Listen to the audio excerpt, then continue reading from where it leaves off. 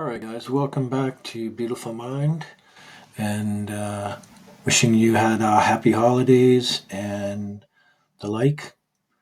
Today, we're going to break a little bit from tradition, and today we're going to be talking about the S&P 500. And this broadcast is brought to you by Krishna.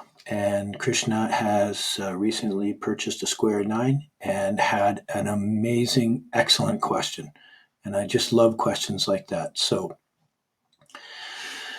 we're going to be talking about the S&P and what happened with stocks, particularly on the dates that Krishna had instructed me to help him out with. And these are the kind of questions I love. So right here, July 27th, the S&P made a top here, and it made a top here at 46. Let's before we go and look at all of that, we're just going to increase this a little, and we're going to talk about lining up the square. So this whole campaign, he was interested in, of course, running down to this bottom. But I could see that there was a lot more to this sequence, and we're just going to play out this entire sequence, and because this was a great question from Krishna, so thank you. Okay, so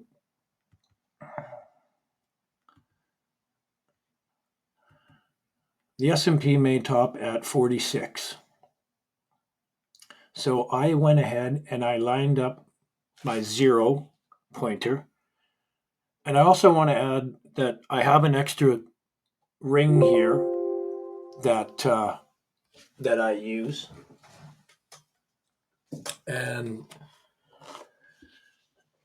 that ring is actually a new update to my Square 9, and it has a price ring that moves this way and a price and a date ring that moves this way. And it's independent of these two, so you can line them up so you don't have to sit on, say, the ephemeris point. We can spin this date ring anywhere around and line it up. So we took July 27th here, which is this day right here. There's July, there's the 25th, there's the 27th. We line that up and we made a top. So obviously, when we make a top, the numbers will be declining and going down. And the first point that we had a move down in time was 22 and a half days. And at 22 and a half days, we made it to this bottom here on this chart here. So we're just going to, sorry, it wasn't that date. Sorry, it was this one right up here. He was talking to me about this right here. So this was our first sequence, 22 and a half days. So when the sun moved from here, it moved 22 and a half degrees, and it made a bottom at 43. Okay, so we're just going to go again, take a look at the chart and make sure that the pricing and the sequences work out so that we can understand how this works. So at that time, we rolled down to 43 in points. All right, so that's interesting, but we would have to keep adding these sine waves of 22 and a half, which is half of 45, which is this red line, and that's our next point. And then the next point out would be at 90 degrees. So let's pay attention, because what we're looking for is the swings. Sure, we're interested in the bottoms and the swings here, but we're interested in when this market is going to, again, come back up and resume the bear trend. So let's go take a look at that, because this is how we're going to tie it together. So first we're going to say, well, it changed on the 14th, but really let's go say maybe around the 11th and 12th. Or let's go have a look and see what the square has to say. So here we go. We're going to make this really big. When the sun moved from 0 to 45 degrees, that date right there would be September.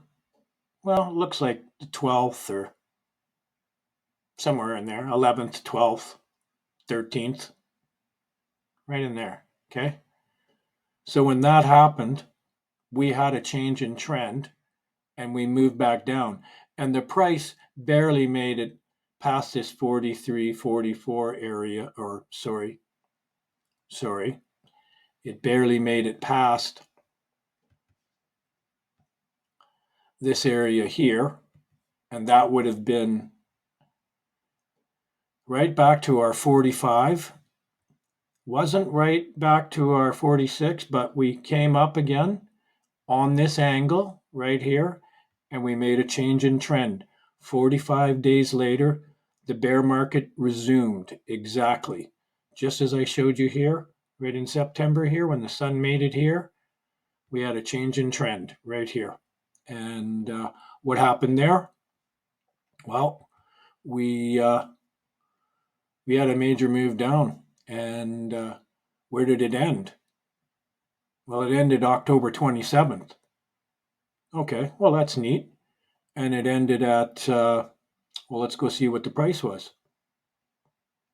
Oh, it says 40,000. Okay, that's cool. Let's go take a look and see what the square of 9 shows us. If in fact that was, so we spin now. The sun from here moves all the way out to the 90-degree angle here. And lo and behold, there's 40. Let's go take a look and see what the day is exactly.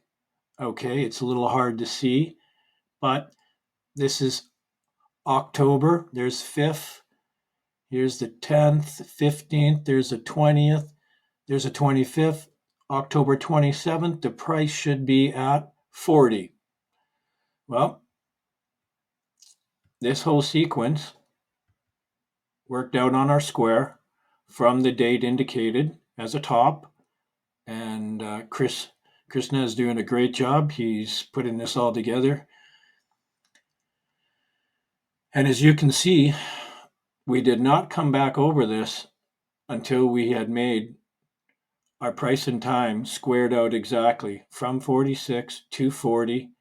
Not only that, the sun had to move exactly to this angle and made a bottom. So you can see how powerful this tool is when you apply it correctly and utilize it. So thanks again, Krishna, for that super awesome question.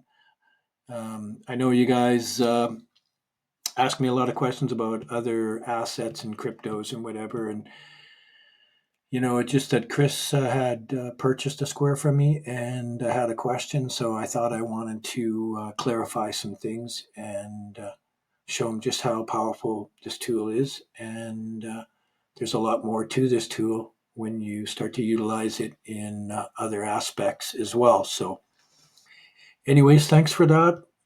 And thank you guys for tuning in and viewing. And my online course is just about ready. I sound like a broken record, but I've had a lot of issues with uploading it. And then I was sick and I couldn't do a bunch of recordings and had to, I had to actually erase a few because it was just, my chest was just so, I just sounded terrible. Anyways, so I'm almost done. The forecasting part is under construction. The square of 9 side, it has 5 follow-up videos. It's 90 minutes in total, or an hour and a half. It's really loaded with a lot of material. So anyways, thanks for tuning in, and I look forward to being a guest with you again soon. Peace and love, guys.